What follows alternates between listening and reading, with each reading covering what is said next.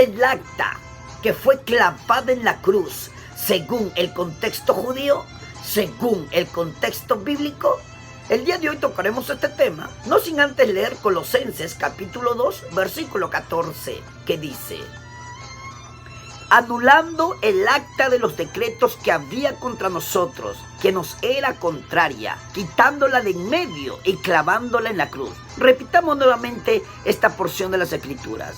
Anulando el acta de los decretos que había contra nosotros, que nos era contraria, quitándola de en medio y clavándola en la cruz.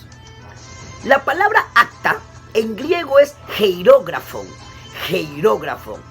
y se traduce como acta o documento de una deuda o registro de una deuda. Es decir, hierógrafo se usaba para hacer referencia al documento que resaltaba la deuda que una persona tenía para con otra, o un registro de una deuda. Eso es hierógrafo.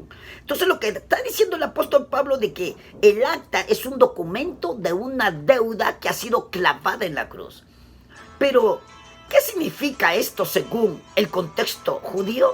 Según el contexto bíblico. Bueno, en el pensamiento judío había una relación entre pecado y deuda, en donde el pecado ponía a las personas en deuda con Dios y que había una necesidad de buscar una forma de pagar dicha deuda ante el Padre. Y es aquí que entra a tallar Jesucristo, el Mesías prometido, que entregó su propia vida como una forma de pago, entregó su vida como pago de rescate.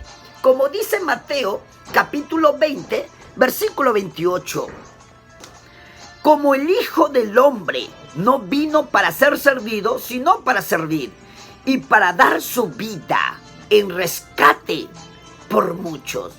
Es decir, Jesús en una de sus enseñanzas menciona de que Él vino para servir y Él vino para entregar su vida en rescate de muchas vidas. Y se menciona con una locución sustantiva que es Hijo de Hombre. Y esta locución sustantiva, Hijo de Hombre, nos recuerda aquella visión que Daniel tuvo, en donde ve a uno como hijo de hombre en el cielo, en ese espacio celestial.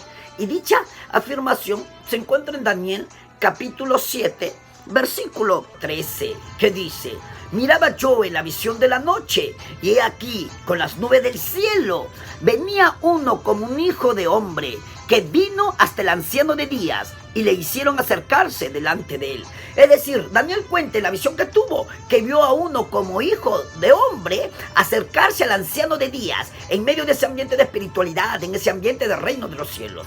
Y esa locución sustantiva que es hijo de hombre, se lo autodenomina el Mesías. Jesús, cuando le dijo a sus discípulos, a sus oyentes, de que el Hijo del Hombre vino para entregar su vida en rescate de muchas vidas.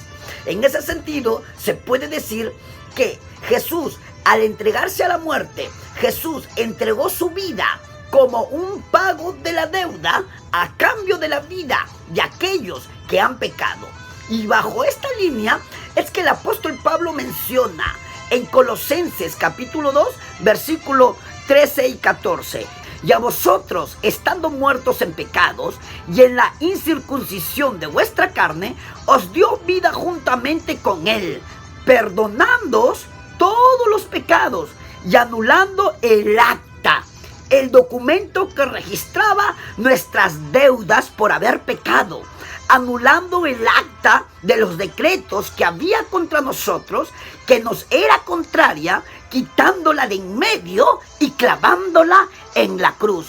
Es decir, el acta, según el contexto bíblico, según el contexto judío, era aquel documento que registraba las deudas que tenía el pecador ante el Padre, y que Cristo, al entregarse a la muerte, pues lo que estaba haciendo era simbólicamente clavar ese acta, ese documento que registraba nuestras deudas en la cruz del Calvario. Y cuando eso se dio, pues ahí mismo, al instante, el Padre estaba borrando las deudas que tenía ese pecador.